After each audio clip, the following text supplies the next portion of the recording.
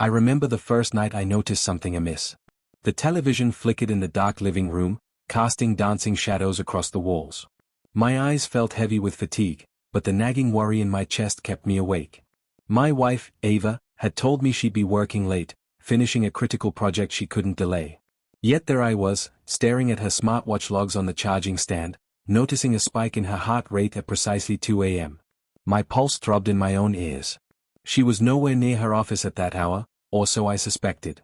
I couldn't shake the sense that something was deeply wrong, that everything I took for granted might soon come crashing down. And from that moment on, my nights were never again calm, because the truth behind those silent data points haunted every breath I took. I suppose, before I go any further, I should explain how I ended up peering at her health stats in the first place. Ava and I had been married for 5 years. She worked at a large architectural firm downtown, often bringing home files or pulling late nights at her desk when deadlines loomed. I used to admire her dedication, how she'd push herself for the sake of a flawless design or an important pitch. But recently, she seemed more stressed than usual, tense phone calls taken behind closed doors, glances at her phone she tried to hide. I asked her about it, of course, but she'd only give me the usual "it's complicated," or the client's being a nightmare. One night, she came home well after midnight, hair disheveled, eyes reddened with exhaustion. She collapsed on the couch, wordless. I made her some tea, brushing aside my worry to offer comfort. That same night, as she sank into fitful sleep, her smartwatch beeped for a battery warning. So I did the innocuous thing. I took it off her wrist, placed it on the charger, and planned to let her rest. But out of curiosity, or perhaps a deeper suspicion, I glanced at the recent data. Heart rate spikes at odd hours, steps recorded in places I didn't recognize from her typical route, stress notifications that popped up well into the early morning. I convinced myself it was just the result of her working environment. After all, not everyone's job is calm. But the 2 a.m. spike I noticed the following week felt different.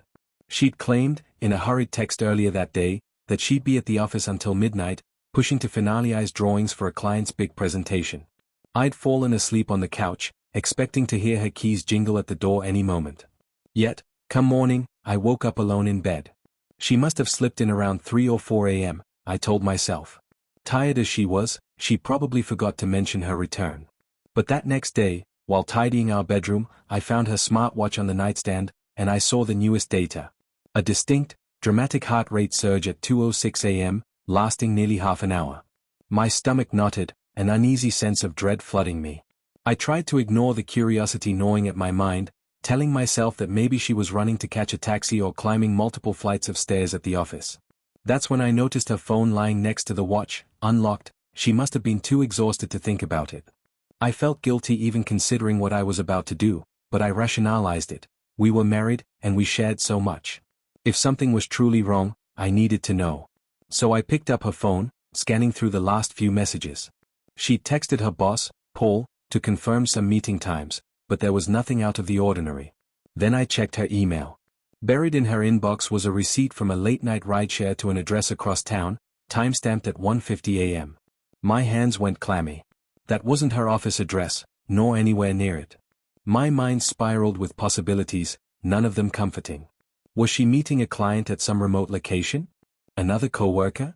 Or, my chest constricted, a bitter taste filling my mouth, was she meeting someone else intimately? The latter thought stung like a deep betrayal. Ava had never given me reason to suspect infidelity, but I couldn't dismiss the notion. The mismatch between her official story, "I'll be at the office," and the data pointed to something secret. I closed her phone and set it aside, heart pounding. I told myself not to jump to conclusions. Maybe there was a perfectly logical explanation. But my attempts to remain calm failed. That entire day, I carried a knot of anxiety in my chest, replaying every suspicious detail. When Ava woke later that morning, I pretended everything was normal. She yawned, stretched, apologized for coming home late. "It was just a brutal night," she said, sipping the coffee I'd prepared. I forced a smile, unsure how to broach the subject. I considered confronting her point blank, asking, "Why were you somewhere else at 2 a.m., and why did your heart rate spike?" But part of me feared the answer. Another part feared pushing her away before I had the full story. So I kept quiet, trying to glean clues from her demeanor. She seemed distant, lost in thought, but not overtly guilty. At least, that's what I told myself. Over the next week, I monitored the watch data more closely. Ava rarely parted with her watch, but on the occasional night when she forgot it on the dresser, I'd check. I discovered another spike at nearly the same time, 2:12 a.m., 2 nights later, while she was supposedly finishing up a major blueprint. That same night, she came home around 3 a.m., hair damp as if from a shower, offering a quick kiss on my cheek before sliding under the covers. When I asked, "Rough shift again?" she mumbled an affirmative, turning away, as though ashamed or simply exhausted. My unease grew. If she were truly staying late in the office, how did that explain a 2 a.m. rideshare trip to a random address? Or the elevated heart rate that lasted half an hour? Finally, I broke down and tried to do some sleuthing. I repeated the steps. I waited until she was in the shower one evening, then I quickly checked her phone. She'd changed her passcode. My stomach dropped. That in itself was telling. She'd never bothered before. The new passcode stood as a barrier, a sign that she didn't want me snooping. Instead of pushing the issue, I decided to check her laptop. She usually left it open on the kitchen counter. But that was password protected, too, which was unusual. My frustration mounted. She was clearly hiding something. Feeling cornered, I considered confronting her. But my nerve failed each time I saw her exhausted expression. Maybe she was in trouble at work, caught in some conflict with her boss, or dealing with a toxic coworker. The notion that she might have a serious personal crisis, like a medical emergency or a mental health meltdown, also crossed my mind. The watch data could indicate panic attacks, for all I knew. The possibility both terrified me and made me feel guilty for suspecting something more nefarious. One Saturday, I resolved to track her movements in person. She told me she had to go to the office to finalize design updates. "I might be there most of the night," she said, offering a tight smile. "Don't wait up." My heart panged with heartbreak even as I nodded. So that evening, I slipped on a jacket and drove downtown, parking near her office building. I recognized her car in the lot behind the tall glass structure. The lights on the top floor were on. My phone screen read 10 p.m. If she stayed as late as she claimed, I'd likely be here a while. So I sat in my car, listening to my own thoughts churn. By 12:30 a.m., the building's lights started going out. I saw a handful of employees trickle out, presumably finishing their shift. Ava's car still sat in the lot, so I stayed put, tension gripping me. Finally, around 1:15 a.m., I watched as Ava emerged from the rear exit. My heart jolted. She wasn't alone. Her boss, Paul, walked beside her, both seemingly deep in conversation. I shrank down in the driver's seat. They paused near her car, exchanging a few hushed words. Then Ava nodded, slipped something into her purse, maybe a flash drive, and parted ways. Paul walked to the far end of the lot, and Ava got into her car. I expected her to drive off. Instead, she remained seated, doing something on her phone. A moment later, she started the engine and pulled out. I trailed behind at a safe distance. My hands slick with sweat, I followed her through quiet city streets, each new turn taking us further from the typical routes we used for home. Eventually, she merged onto a highway heading away from the suburbs, my heart thrumming. Where was she going at nearly 2 a.m.? About 10 minutes later, she took an exit leading to a more industrial area, a place lined with warehouses, loading docks, and flickering street lamps. My unease spiked. She parked near a dimly lit building, killed the engine, and got out. I turned my headlights off and parked a ways down the street. From the faint glow of a distant lamp, I watched her slip inside a side door, glancing around cautiously. My pulse pounded so hard I thought it might burst from my chest. Staying in the car felt impossible. I waited a few minutes, then mustered the courage to quietly approach the building. Rain began to drizzle, turning the pavement slick. As I neared, I noticed a small sign over the door reading "Authorized Personnel Only." My throat tightened. Was this some secret client site? A hush-hush project location? Or something else entirely? I eased the door open an inch, it wasn't locked, and slipped inside. Dim fluorescent lights buzzed overhead. The corridor smelled of musty cardboard and stale coffee. Footsteps echoed from further within. Holding my breath, I followed them, heart pounding. I peered around a corner and spotted Ava speaking with a man I didn't recognize, tall, wearing a black hoodie. They stood near an open crate, documents spread out on a table. The tension in Ava's posture was evident. I strained to hear. Her voice carried through the cavernous space, echoing faintly. "We only have 2 nights left before the final check," she said, swallowing hard. "If we don't get the structural approvals by then, everything's at risk." The man responded in a clipped voice, "I told you, I can't rush them." You need to keep your boss off my back. This infiltration is delicate. My mind reeled. Infiltration? Approvals? My stomach did flips. This sounded more like espionage than architecture. Leaning in closer, I caught Ava's next words. Paul is suspicious. He's starting to wonder why I'm always leaving the office with incomplete files. She let out a shaky breath. I had to bribe a colleague to cover for me tonight. If my spouse finds out, I can't handle that. My chest tightened at the mention of me. The man hissed, if you want to protect them, you'll finalize your part. Then we'll get out, and your family won't be in danger. Tremors shot through my limbs. Danger? My family? This was far beyond the realm of a simple affair or a personal meltdown. It sounded like Ava had gotten wrapped up in something criminal or covert. My mind whirled with the significance, structural approvals, infiltration, crates. Could she be smuggling something under the guise of architectural designs? My pulse hammered with the realization that she might have compromised herself, and by extension, me. I heard movement, and realized they were wrapping up their conversation. Panic seized me. I darted back toward the door, carefully easing it open. Outside, the drizzle had turned to a steady shower, each drop splashing my cheeks with cold intensity. I slipped behind a stack of pallets near the building's edge, heart pounding. Moments later, the door opened again. Ava emerged, alone. She glanced around furtively, then hurried to her car. The black-hooded man was nowhere to be seen. I watched her drive off, tears stinging my eyes. My wife was involved in something so shady she had to hide it not only from me, but from her boss. For a moment, I considered confronting her right there in the parking lot, demanding an explanation. But I hesitated, fear winning out. If I revealed I knew her secret too soon, it could push her deeper into danger. Or me. Trembling, I made my way back to my car, water dripping from my hair, mind aflame with questions. By the time I started the engine, it was nearly 2:05 a.m. I checked my phone, no messages from Ava. She was headed home, presumably, but how would she explain the missed hours? That's when it struck me, this was the moment her watch would record that elevated heart rate. In the middle of orchestrating clandestine tasks, her adrenaline must spike. The pieces fit, yet I felt no relief, only dread that the woman I loved was trapped in a labyrinth of deceit. That night, I barely slept. Ava slipped into the house around 3 a.m., just as she'd done before, feigning exhaustion. I pretended to be asleep, though my mind raced. She crawled into bed, but I could sense her tension. Her breathing was too shallow, her body too rigid. Eventually, she dozed off. I lay awake, heart aching, longing for the simpler days when we'd share everything with open honesty. The next morning, I decided I couldn't keep silent.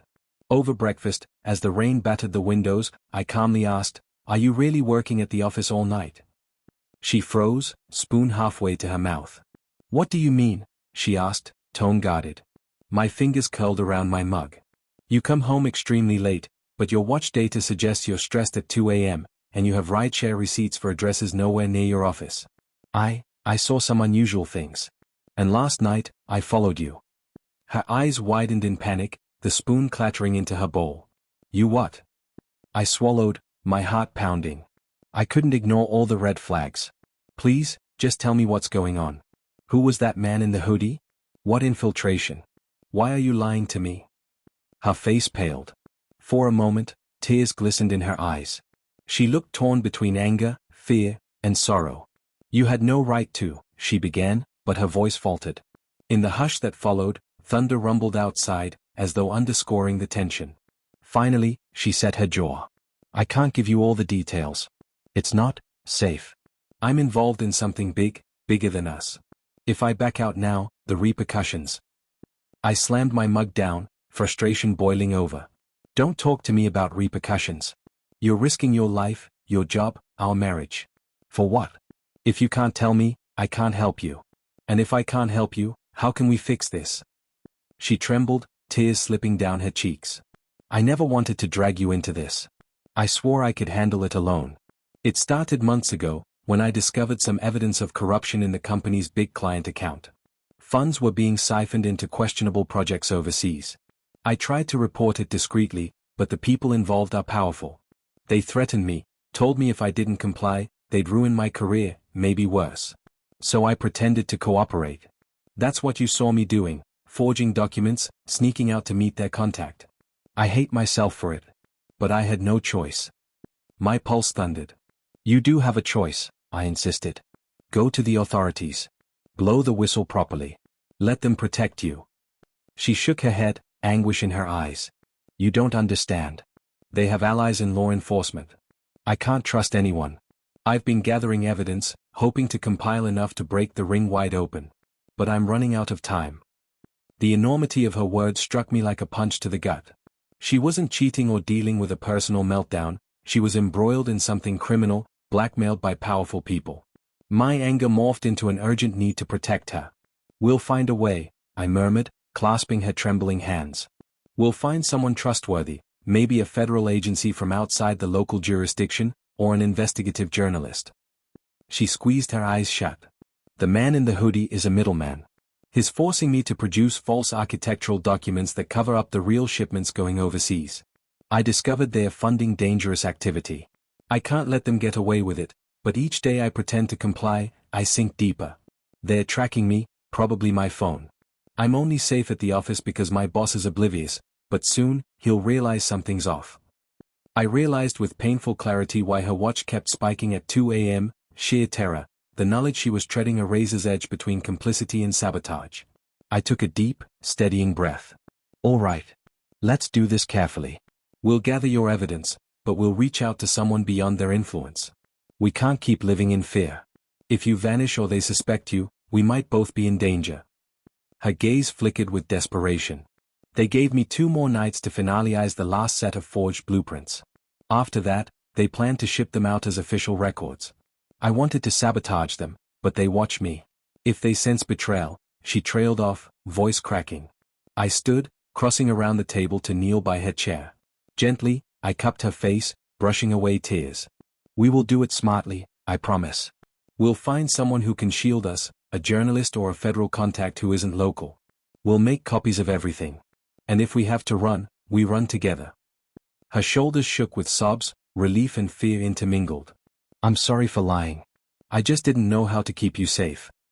I wrapped my arms around her, feeling her tears dampen my shirt.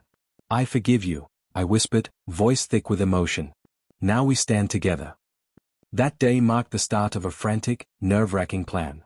We used my laptop, which I kept at work, to contact an old friend named Serena, a journalist who'd moved across the country. She'd once specialized in uncovering corporate corruption, and we trusted she had contacts at the federal level. Over an encrypted messaging app, Ava laid out the basics: suspicious overseas funds, forged architectural documents, blackmail. Serena responded swiftly, instructing us to gather as much digital evidence as possible. She would coordinate with a federal bureau that had less local entanglement. But we had to tread carefully, or risk tipping off the criminals. At night, Ava continued her routine, heading to the office, then slipping off to meet the man in the hoodie. Only now, she secretly recorded audio on her phone, which she disguised behind a specialized file app. She gleaned names, transaction details, shipping manifests. With shaking hands, she transferred them onto hidden thumb drives in the wee hours. All the while, her watch data soared at 2 a.m., reflecting the terror pulsing in her veins. Each night, she came home trembling, yet determined. I'd stay up, heart in my throat, waiting to comfort her, to remind her we had a plan. Finally, on the second night, she acquired what Serena believed was the smoking gun, a digital ledger verifying money trails to extremist groups overseas. We knew the criminals would soon realize Ava was stalling. The time to act had come.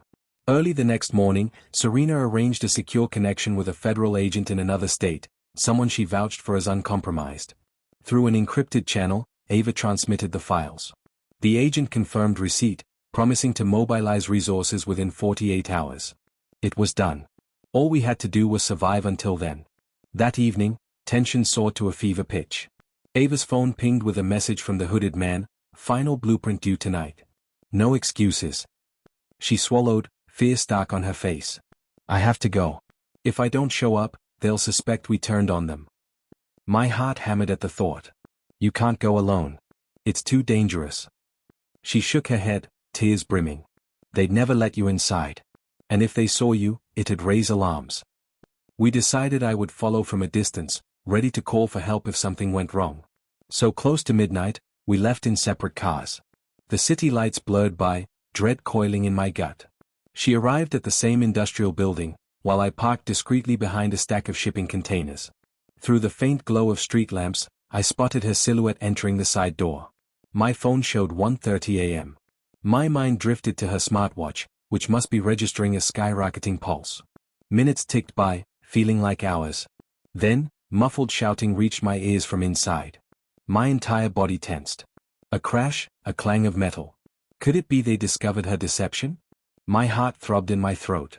I wanted to rush in, but I knew that might worsen the situation if armed criminals were inside.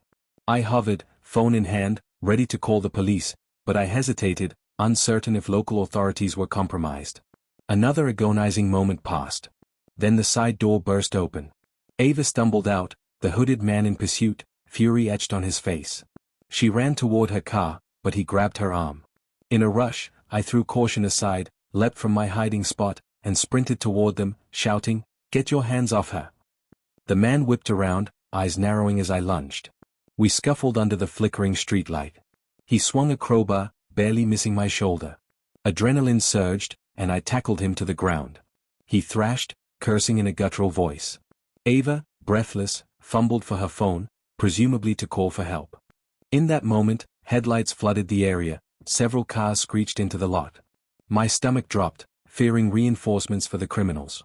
But to my astonishment, men in dark tactical gear emerged, shouting instructions. The hooded man froze, then sprang up and tried to run. The officers tackled him. Another figure approached, gun drawn, scanning the surroundings. Ava clung to me, trembling, as it dawned on me that these were federal agents, likely the ones Serena's contact had promised. They secured the area, placing the man in custody. Another agent gently asked Ava if she was all right. She nodded, tears streaking her cheeks, explaining in halting words how she'd cooperated with them to deliver evidence. Within minutes, more agents swept inside the building, presumably rounding up any accomplices. I held Ava close, stunned by the sudden turn of events.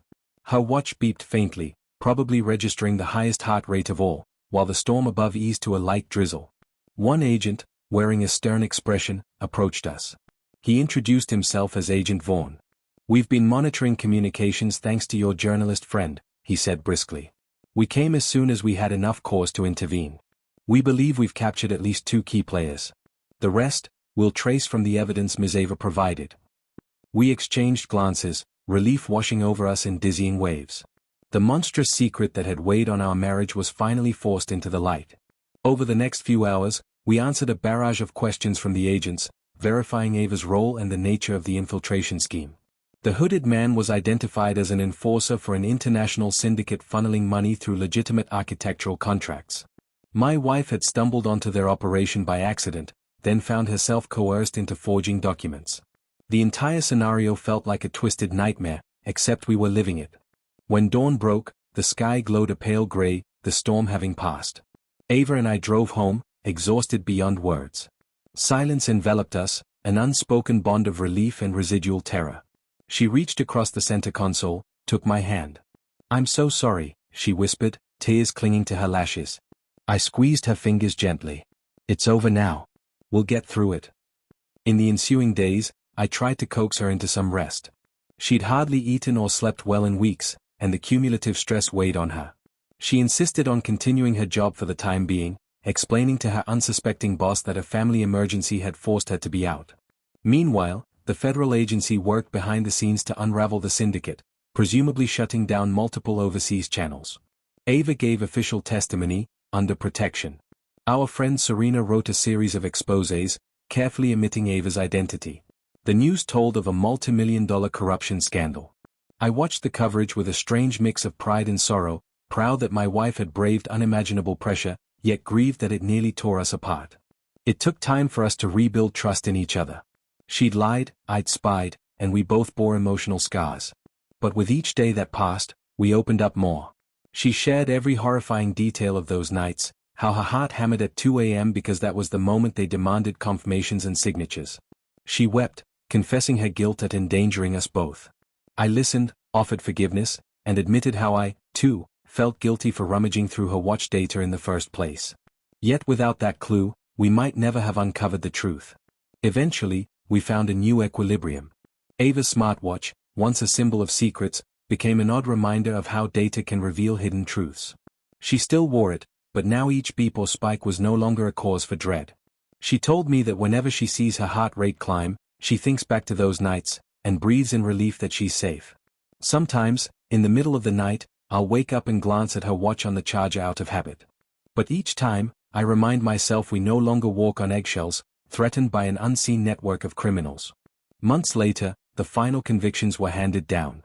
Key figures in the syndicate faced lengthy prison sentences. Some local officials, once complicit, were exposed and replaced. The architecture firm distanced itself from the scandal, praising Ava for her designs but remaining ignorant of her covert role in bringing down the criminals. She kept her job, but under a new department lead, ensuring no lingering eyes of suspicion remained. Meanwhile, I found that my once lingering resentment had melted into admiration and empathy. We both carried bruises from the ordeal, but we'd survived it together. On the anniversary of the bust, we decided to take a weekend trip to the coast. Standing by the shore, waves lapping at our feet, Ava slipped her hand in mine and said, "I never thanked you for trusting me once the truth came out." I gazed at her, the wind tousling her hair, and felt tears prick my eyes. "You risked everything to do the right thing," I replied. "I'm the one who's grateful I got to stand by you in the end." The memory of that 2 a.m. heart rate spike still stings, a sign of our darkest hours. But it also marks the moment we discovered our capacity to fight for each other, even against formidable odds. Ava brushed a soft kiss against my cheek, and we turned our faces to the horizon, the sun dipping low in a wash of amber light.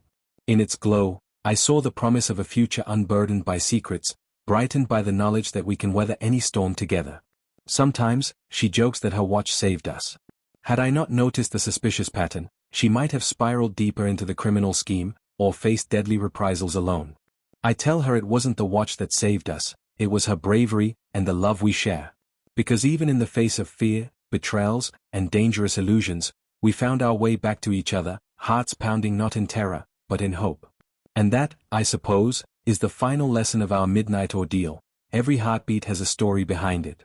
Ava's told one of danger and deception, of a threshold she crossed with trembling steps. Mine told one of shock and heartbreak, the moment I discovered the woman I loved was entangled in a life-threatening conspiracy. Yet through those harrowing beats, we forged a bond stronger than ever, anchored by forgiveness and the resolve to protect one another. Now, when night falls, I sleep easily, content in the knowledge that 2 a.m. holds no secrets for us anymore, only the gentle rise and fall of our shared breathing, in a house free of lies.